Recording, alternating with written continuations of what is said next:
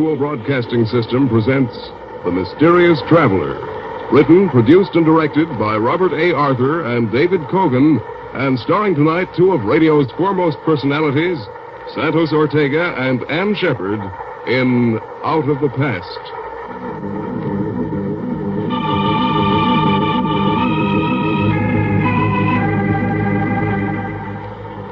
This is the Mysterious Traveler, inviting you to join me on another journey into the realm of the strange and the terrifying.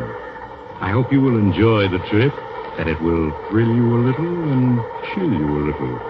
So settle back, get a good grip on your nerves, and be comfortable, if you can, as you hear Out of the Past.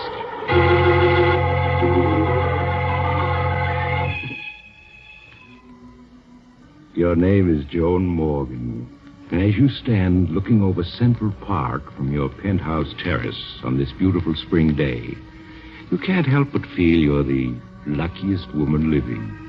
You're young, attractive, fairly wealthy, and happily married to a Broadway actor. Yes, Joan, there's little more you could ask for. The doorbell rings. You run to the door to greet your husband, Keith, who's home from his matinee performance. Hello, beautiful. How's my one and only? Hello, darling. Oh, Keith, no wonder every actress wants to have you for her leading man. Nonsense. I'll have you know the only person I kiss like that is my wife. You better say that. How was the matinee today? Fine. I got 7 curtain calls. Oh, here's the afternoon mail. I picked it up at the desk. Anything for me? I haven't looked it over, dear. Oh, yes, here's one for me. 3 others for you, dear. Let's see. This one's a bill from the hotel management. Darling, we're living beyond our means. Oh, Keith, you're not going to start that again, are you? Well, we have over $500,000. I've told you a dozen times I won't touch that money. It's yours, not mine. Darling, it isn't a question of its being yours or mine. It's ours. Joan, I made it clear to you when we got married that we'd have to live on the money I earn. Then what'll I do with my money if you won't allow me to spend it? Well, someday we'll have 6 children. You can save it for them. All right, darling. I wonder who my letter can be from. You rip open the envelope, Joan, as Keith looks at the rest of his mail. For a moment you feel as if your heart has stopped. Then it begins to beat wildly. Over and over you read the 2 sentences. A friend from Europe expects you tomorrow afternoon at 2 o'clock at the Hotel Edgewood. Please bring $25,000 in cash, or else I shall be forced to take action. John Benedict. Joan, what is it? What's wrong, darling? What did you say? You look so upset. Is it that letter you're reading? Letter? No. Well, then, if it isn't the letter, what is it? It's nothing, darling, nothing at all. It's just that I have a headache. Oh, I'm sorry. Can I get you something? No, Keith, no, I'll be all right. All I need is a little rest.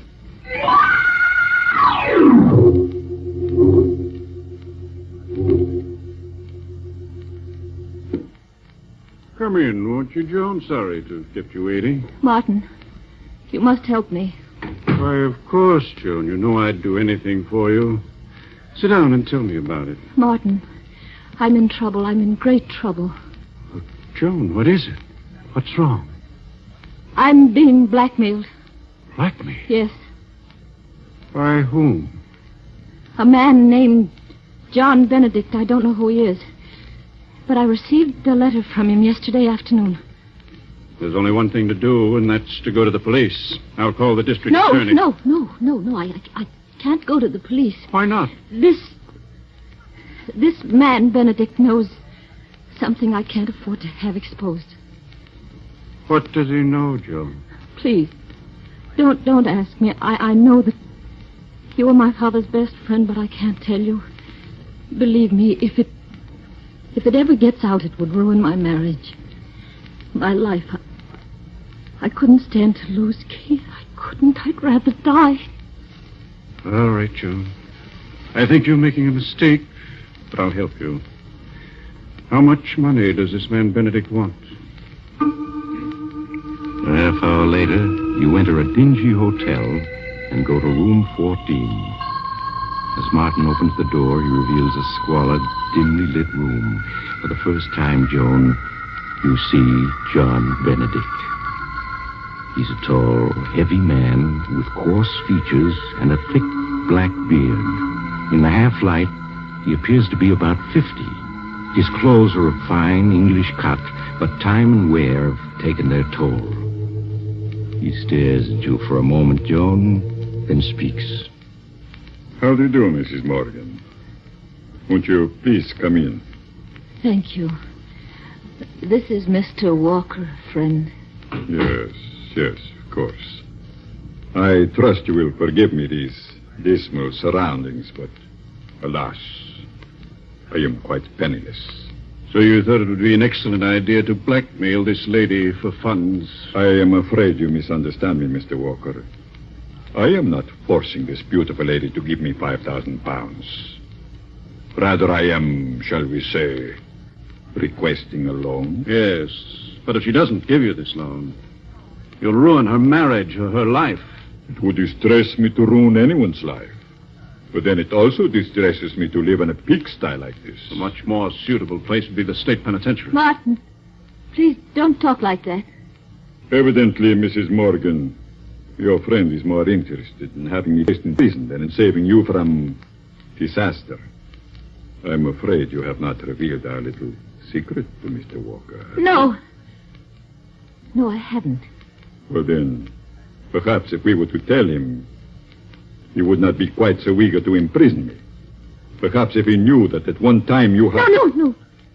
Don't say any more. I'll pay you. Allow me to commend you on your good judgment. Martin, give him the money. Give it to him. Very well. Here's your filthy blood money. Thank you. I think you have been very wise, Mrs. Morgan. Very wise indeed. Good day. In the weeks that follow, Joan, you try to forget Mr. Benedict and the terrifying secret he shares with you. But you aren't successful, are you? Everywhere you go, you unconsciously find yourself fearfully looking for him. Life has become tense, frightening. Then one afternoon, while Keith is at rehearsal of a new play, you receive a phone call. A call that sends you in a panic to Martin Walker's office. Martin, I've heard from him again. Benedict? Yes, he phoned an hour ago. He wants $50,000. 50,000? Maybe now you'll have sense enough to let me turn this over to the police. No, I can't do that. You mean you're going to buy him off a second time? Yes, I must. But you can't. What's to prevent his extorting money from you a third or a fourth time? He'll squeeze you dry. The money doesn't matter, do you hear? Nothing matters but keeping what Benedict knows from Keith. If Keith finds out, it'll mean the end of everything for me. Everything.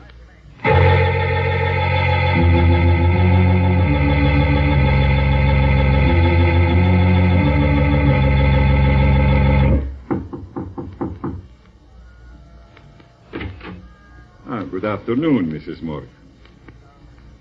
Oh, I see you brought Mr. Walker. And I was counting on a pleasant afternoon. May I take your coat? No.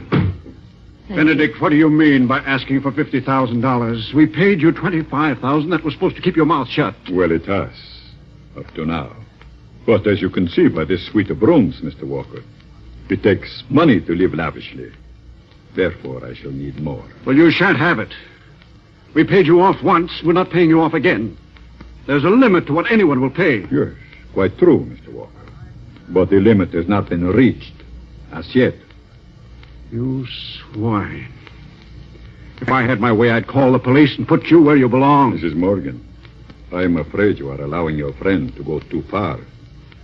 I have but to pick up this telephone, and your world will come crashing down about. No, don't do that. Don't do that. Don't. Martin, give him the money. But, Joan, give it to him. I can't stand this any longer. Very well. Here it is, Benedict. But I warn you, you'd better not try anything further. There is such a thing as pushing a person too far. I shall try to remember that, Mr. Walker. Thank you for your advice and the money. You're trembling with fear as you leave Benedict's luxurious suite, aren't you, Joan? And even when you reach your own apartment, the fear hasn't left you. Weeks pass, and life is a nightmare. Every time someone knocks at the door or the phone rings, your heart begins to beat wildly. And worst of all, Keith senses something is wrong. I'll answer it, Run much Keith. closer to it there. Hello? Is this Mr. Morgan's apartment? Yes? This is the stage manager at the theater. Will you please remind Mr. Morgan of the special matinee we're giving today? Oh, yes. Yes, I'll tell him. It was a theater calling, Keith, to remind you of today's special performance. I haven't forgotten. It's only 2:05. I still have a few minutes before I have to leave. Joan, Yes. what is it, darling? What's come over you? Come over me. Yes.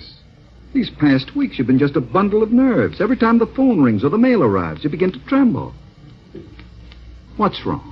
Darling, you're just imagining all that. Joan, stop acting as though I were a child. I can see something's wrong, and I want to know what it is. Keith, please. There's nothing... Who could that be? Never mind, I'll get it. No, You just sit Keith, where you I would are and rather... rest. Look, darling, you have to get to the... To the...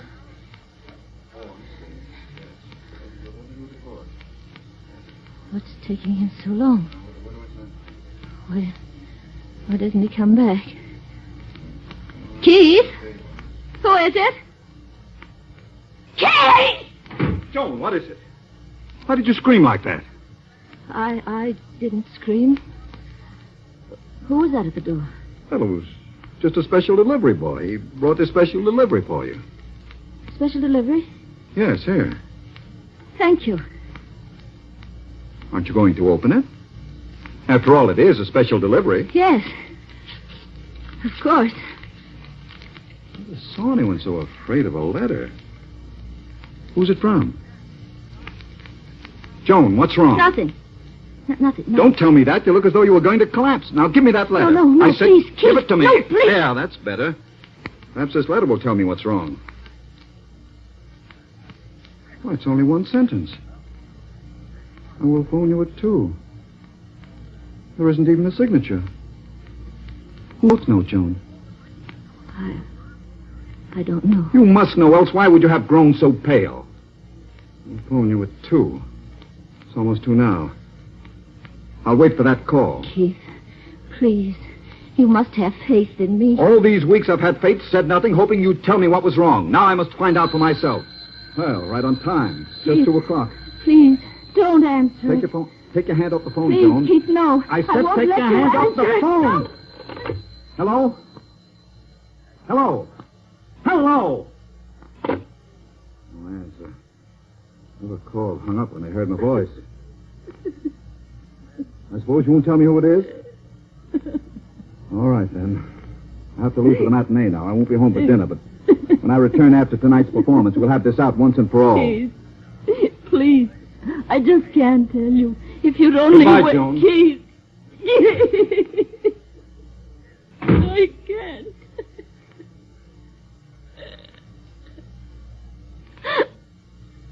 Oh, darling.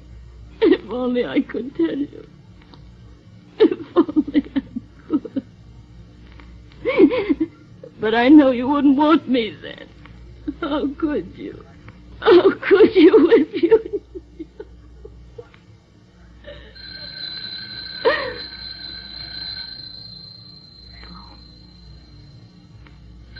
Must be he. Must be he again. Hello? Good afternoon, Mrs. Morgan. You promised you'd leave me alone, that I'd never hear from you again. That was only a month ago. Yes, I know. But then, I am always making promises I not keep. You've ruined everything, everything. My husband read the special delivery letter you sent. He answered the phone when you called a few minutes ago. How can I explain? Oh, that should not be too difficult for a clever woman like yourself. And you are a clever woman, are you not? What do you want? I'm tired of your playing cat and mouse with me. I intend to call on you at 5:30 this afternoon. I won't pay you another cent, do you hear? There's no end to your demands. You may expect me at 5:30. No. And do not have Walker there. No, I won't see you. I won't... Hello? Hello? Hello, I won't see you!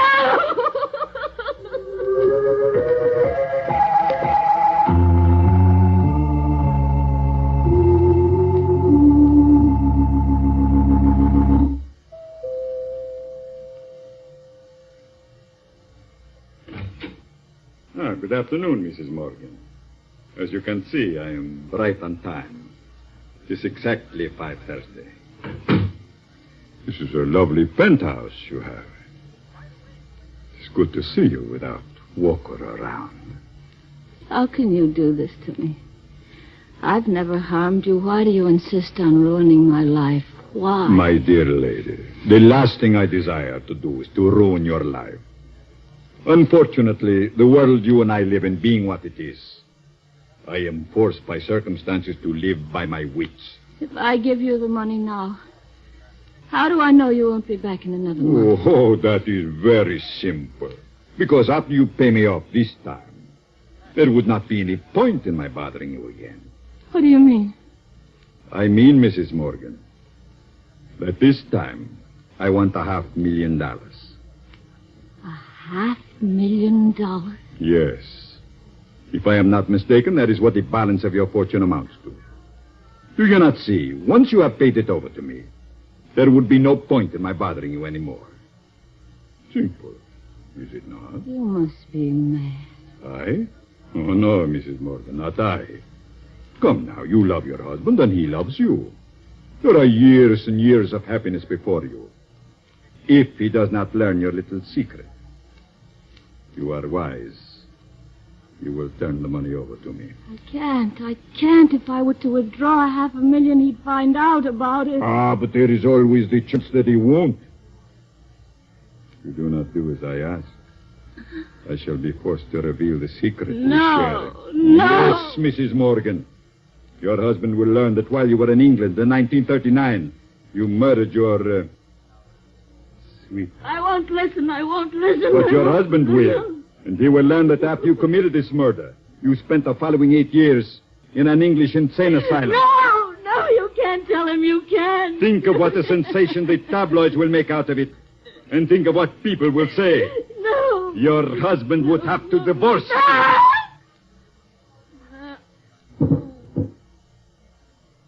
So, fainted, have you? That is not going to help you, Mrs. Morgan.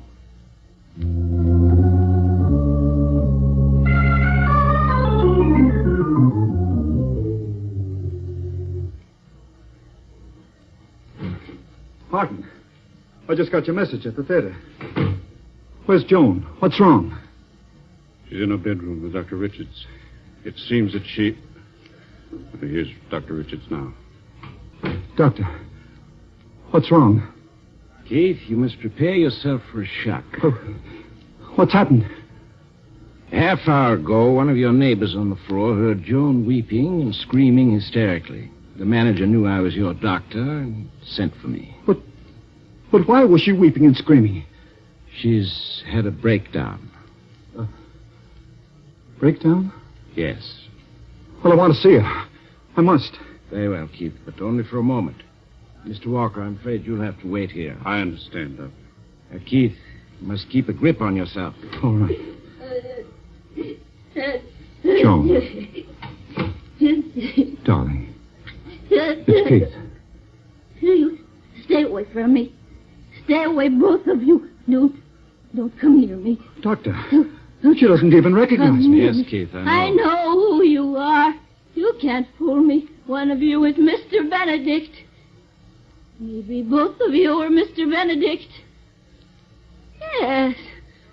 I know what you're here for, but I won't let you. I won't let you. She's completely out of her mind. I Yes, know Keith, you're both Mr. Benedict.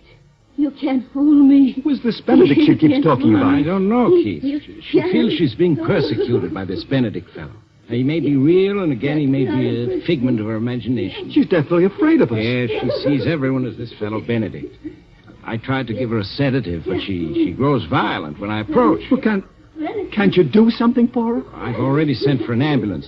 She'd be much better off in a hospital where she can have constant medical care. Come along, Keith. How is she, Doctor? Well, it may be a long time before she recovers. I'm going down to the lobby, wait for the ambulance. I suggest you two stay here. Keep an eye on her. I've left the door to her room open. All right, Doctor. Shouldn't be more than a few minutes.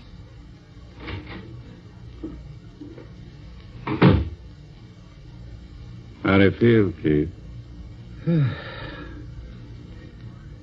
Tired, if you want to know. Well, it's only natural. These past 2 months have been quite strenuous for you. But with $500,000 and a wife who'll probably never be in any condition to ask you about it, you've done quite well. Quite well. That's an understatement. Name one actor, living or dead, who could have given as great a performance as Mr. Benedict as I did. You were superb as Benedict, I admit. Superb? Why, I was magnificent. The costume, the makeup, my accent, simply perfect. I tell you, it was the greatest performance ever given.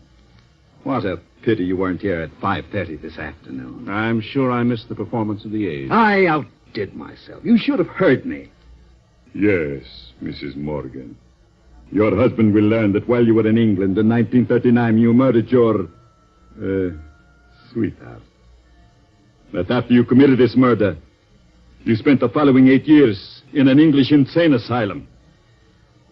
Ah, it's really a pity I played my greatest role to an audience of one. Well, yes, Keith, but you were probably the highest paid actor in the world. I'm sure that $500,000 for 2 months' work, less my share, of course, is something of a record. Yes, it probably is. I heard you, Mr. Benedict. You can't fool me. Joan! I know one of you is Mr. Benedict. Or are you both Mr. Benedict? Yes, you both must be Mr. Benedict. That's clever. That disguise you use, that's clever. But you can't fool me. She must have overheard you. That brought her out of her room. Yes, No matter how many disguises you use, I know you. No, don't you come near me. Don't come near me. Keith, she's got a gun. Come near Joan, me. put that gun down. I'm not going to let you tell. I'm not going to let No, don't. you tell. Don't, Joan. Stop.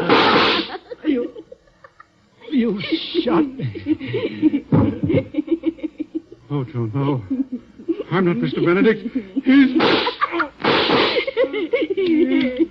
Mr.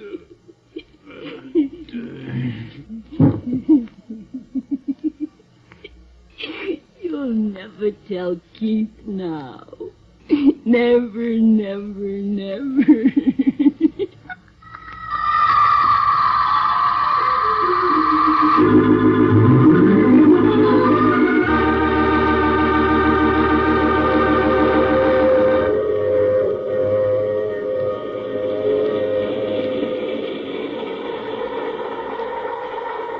This is the mysterious traveler again. Did you enjoy our trip? Too bad about poor Keith and Martin. Such interesting scoundrels. That fellow Keith was certainly a remarkable actor, wasn't he? But, like so many actors, he overplayed his role. With fatal results. What happened to Joan Morgan? Well, the poor woman was committed to an institution, where after several years of treatment, she recovered completely. However, she still has a deathly fear of actors. Oh, you'll have to get off here. I'm sorry. But I'm sure we'll meet again. I take this same train every week at the same time.